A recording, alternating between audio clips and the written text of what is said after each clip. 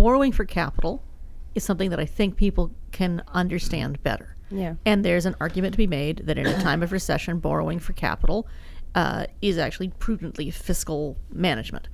You borrow while borrowing costs are low, while people need that stimulus. And the things that they're spending capital dollars on, schools, hospitals, twinning a bridge, those, you know, with deference to Graham, who said there are not many goodies here. I mean, I think for Edmonton healthcare people, almost $1 billion in promised hospital spending.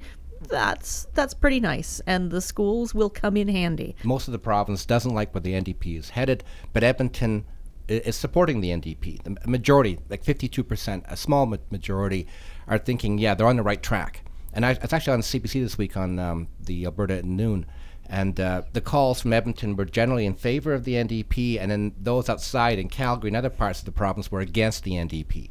So yes, there's people in Edmonton in particular who think they're doing a good job and the debt shouldn't be that big a deal. But getting back to the point about the goodies, the thing is, some of those goodies will be years away. Like the so-called new hospital, which they kind of leaked before the budget. Yeah, it's an imaginary new hospital. There's no money this year. There's maybe a few million, maybe, to start the planning process. The first money really towards it is next year, $50 million. Doesn't get you much of a hospital. It's $400 million between now and 2020, I think.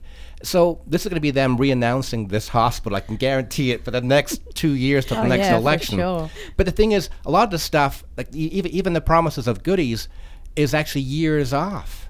And so they're spending a lot of money, and there's no real. The status quo is really what they're paying for right now. There are some things in there, but people are spending a lot of money and not really getting a big reward, and it's all because of the price of oil.